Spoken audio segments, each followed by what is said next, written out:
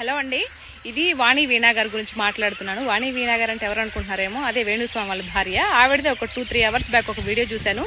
ఆవిడ ఏదో పెద్ద పెద్ద మాటలు మొదటి మాటలు మాట్లాడేస్తుంది. అమ్మ వీణా గారు, వాణియో వీణా గారు ఏదో, అమ్మ ముందు మీ ఇంట్లో మీ హస్బెండ్ని చక్కగా మంచిగా జాతకాలు చెప్పడం నేర్చుకోమను. ఇలాగ పర్సనల్ విషయాల్లో దూరి వాళ్ళ యొక్క భవిష్యత్తుని ముందుగానే చెప్పేసి వాళ్ళు విడిపోతారు, ఇలాంటి పనికి మాలిన మాటలు మాట్లాడొద్దని చెప్పి నీ భర్తకు చెప్పు. నీ భర్తని తప్పు పెట్టుకొని నువ్వు మీడియాని జర్నలిజం తప్పంటావేంటి? నాకు అర్థం కాదు.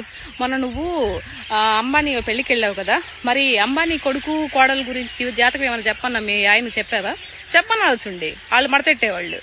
నాగార్జున గారు ఏమన్నా వచ్చారా నా కొడుకు జాతకం చెప్పు అని? లక్షణంగా వాళ్ళు నిశ్చితార్థం చేసుకుంటే ఒక సద్బ్రాహ్మణుడై ఉండి మంచి మనసుతో దీవించు, వాళ్ళని నిండు నూరేళ్ళు దీవించు. అలా కాకుండా ఏదో నువ్వు అనుకున్న స్కెచ్ వేరనమాట. ఇలా చెప్తే నాగార్జున గారు పొలవరమంటే ఎగేసుకుంటూ వచ్చి, అయ్యా ఇంతకు ముందు కూడా ఇలా చెప్పి కరెక్ట్గా చెప్పావు, ఈసారి కూడా ఏమన్నా రెమెడీ చెప్పు, మా వాళ్ళు ఇడిపోకుండా మంచిగా ఉండడానికి నీకు ఎంత కావాలో చెప్పు అని చెక్ రాసిస్తాడు అనుకుని ఎక్స్పెక్ట్ చేసావా? అలాంటి ఏం కుదరవు. నీలాంటి దిక్కుమాల జాతకాల వల్ల మా జగనన్న కూడా ఓడిపోయాడు ఆంధ్రాలో. ఎంతమంది బెట్లు కట్టి ఎంతమంది చచ్చిపోయారు తెలుసా నీకు?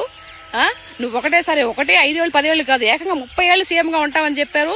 వీళ్ళు తెలుసుకోకుండా చేశారు. లేకపోతే ఈరోజు ఒక 30-40 సీట్లతో మా అన్న ప్రతిపక్ష హోదాలో ఎంత గ్రాండ్గా ఉండేవాడు. నువ్వు చెప్పిన దిక్కుమాలని జాతకాల వల్లే ఇలా అయిపోయింది.